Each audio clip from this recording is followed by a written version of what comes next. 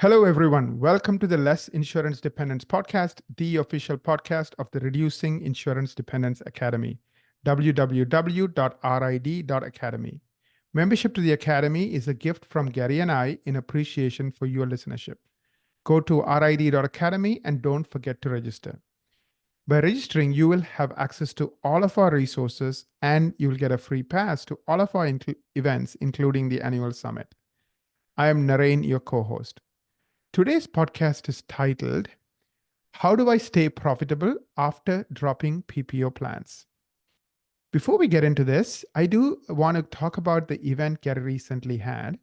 Here, we brought 3 practice owners and who have successfully reduced their dependence on insurance or in the process of reducing their dependence on insurance. And they shared their success stories, they shared their challenges. This was one of the best events we have had in a long time.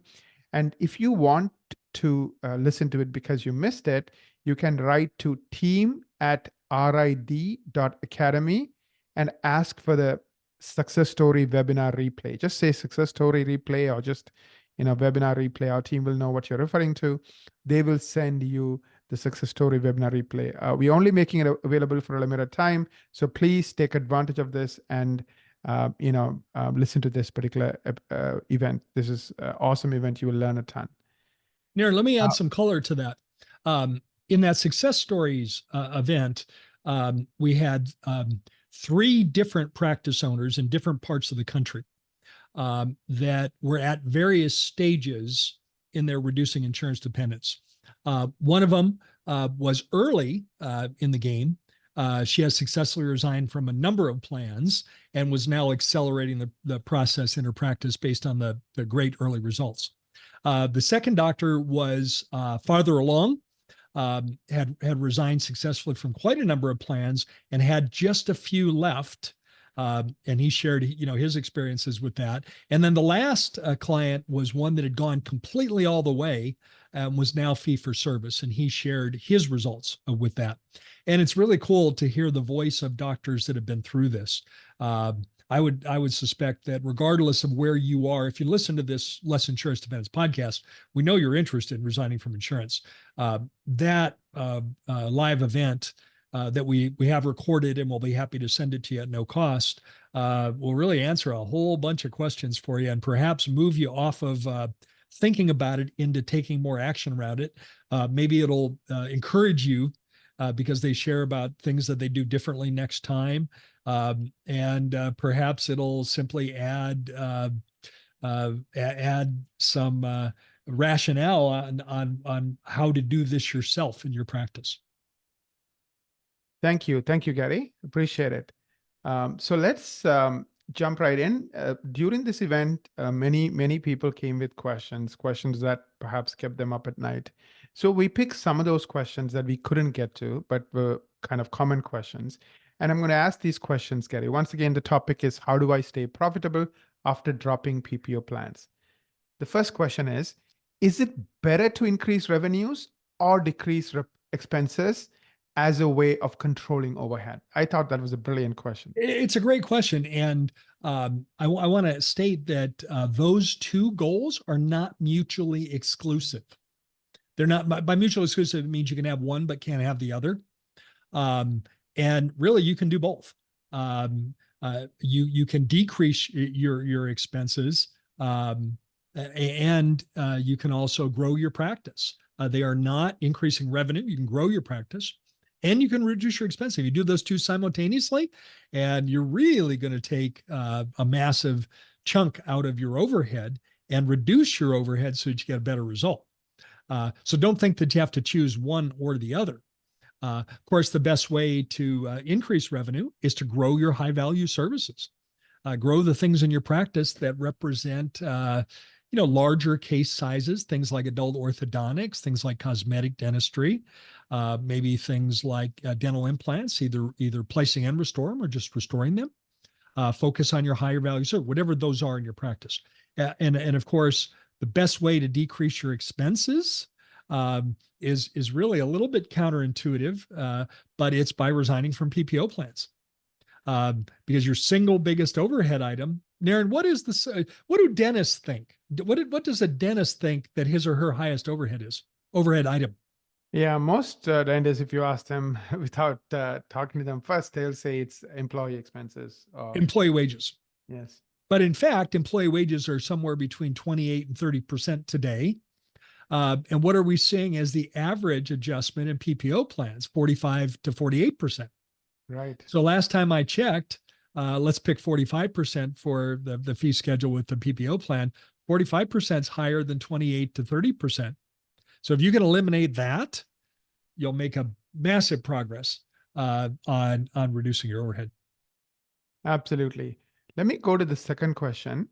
What steps would you take to produce $1 million per year or more in your practice? I think there are not a lot, but a decent number of practice owners who are at that event, they really see this as their next milestone. So what would you be getting? Here we are in 2024, but for many, say, solo dentist practitioners, the $1 million practice still represents kind of like the holy grail, right? Now, I will say that $1 million isn't what it used to be. That's for sure, with inflation and everything else. But still, that's a very useful early goal for most solo practitioners. And I would focus on a couple things. One is growing a big, strong hygiene department. The stronger your hygiene department is, the more opportunities you're going to have to do exams and discover treatment needs that'll end up on your schedule on the doctor's side.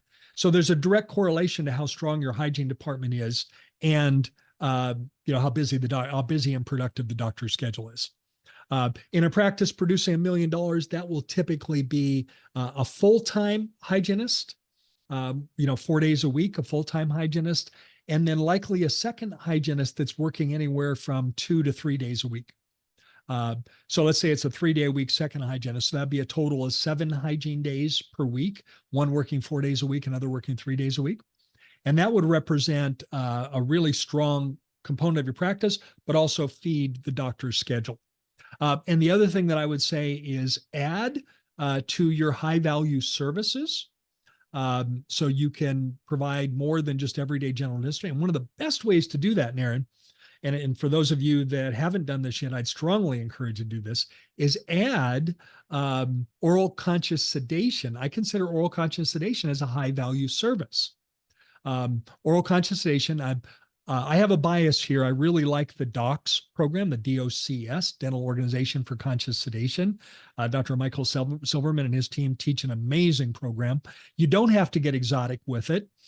We just do level 1 anxiolysis, which is single dose. It's triazolam, benzodiazepine that we're administering by prescription. We're administering that, and we're doing a single dose. We're not cocktailing it. We're not adding other things to it.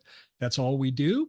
And it allows patients that are apprehensive or nervous to comfortably, experience dental visits to your practice.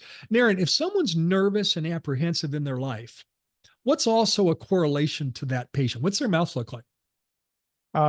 Their mouth probably has a lot of work, because they haven't gone to a They've dentist avoided going to the dentist. Yes. And by the way, you can get many of those patients in your practice. And you can simply do that by looking at when you're seeing patients in hygiene. Let's say it's a female patient named Linda, and we notice that when we look at her record that we don't see her husband, Dave.